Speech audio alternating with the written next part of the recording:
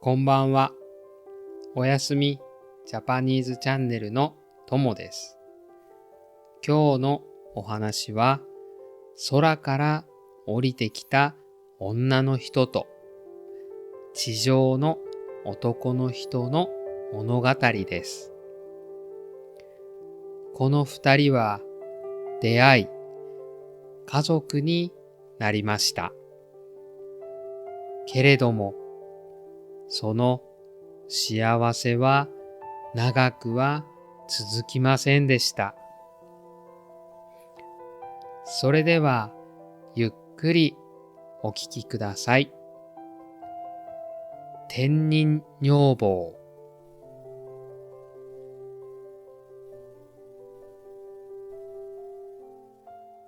昔、昔、ある男の人が山の中の小さな川で魚を取っていました。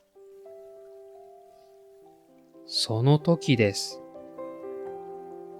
川の向こうの岩場で女の人たちが楽しそうに水浴びをしていました。その女の人たちはどこからともなく空の上から舞い降りてきたように見えました。羽のように軽い白い着物、羽衣を脱いで水の中に入っていきました。なんて美しいんだろう。男の人はこっそり近づき、一人の女の人の着物を素早く隠してしまいました。水遊びが終わり、天に帰ろうとした女の人たちは、空へと舞い上がっていきました。でも、一人だけ着物が見つからず、地上に残された女の人がいました。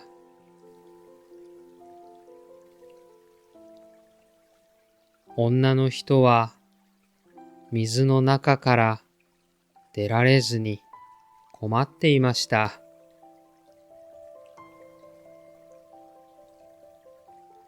男の人は自分の上着を脱いで女の人のそばへ行きました。そして小さな声で言いました。よかったらこれを使ってください。女の人は空へ帰れないことを知って、しばらく泣いていました。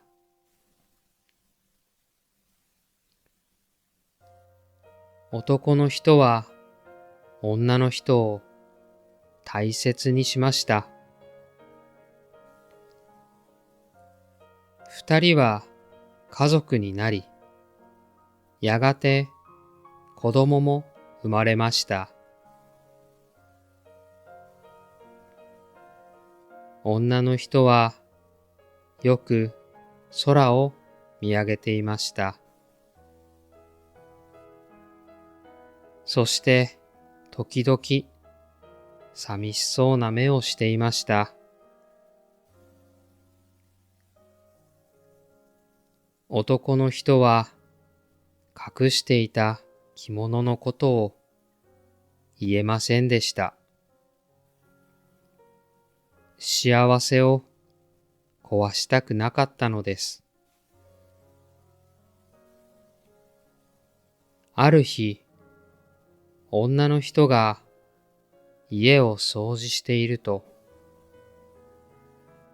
白くて薄い布を見つけました。それはあの日隠された羽のような着物、羽衣でした。女の人は手に取って深く息をつきました。私は空の人です。この羽衣を見つけたとき、私は空に帰らなければなりません。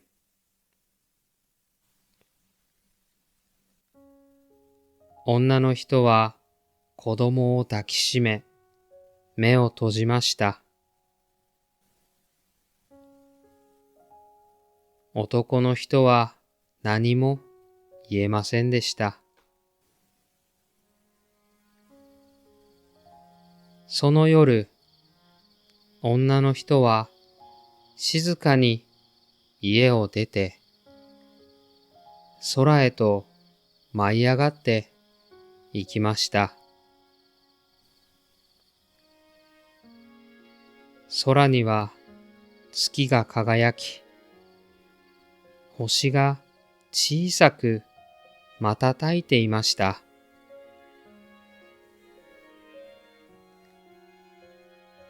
朝になって男の人は子供を連れて山の上へ行きました。そして青い空をずっと見上げていました。子供は言いました。お母さんはあの雲の上にいるの？男の人はうなずきました。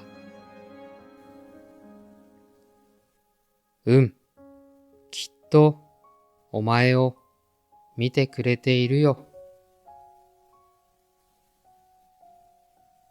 空には長く伸びる白い雲がゆっくりと流れていました。その雲は女の人の羽衣のようにふわりと光っていました。おしまい。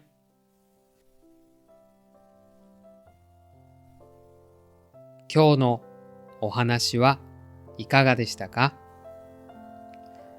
このお話は日本の昔話の一つですが、よく似た物語がアジアのいろいろな国にもあります。空から降りてきた天女と人との出会い。それはどこの国でも大切にされてきた出会いと別れのお話です。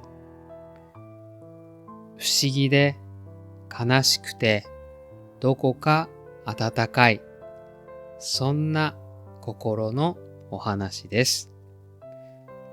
今夜あなたの空にも羽衣の光が届きますように。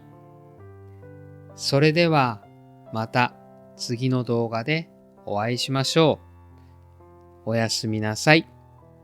いい夢を。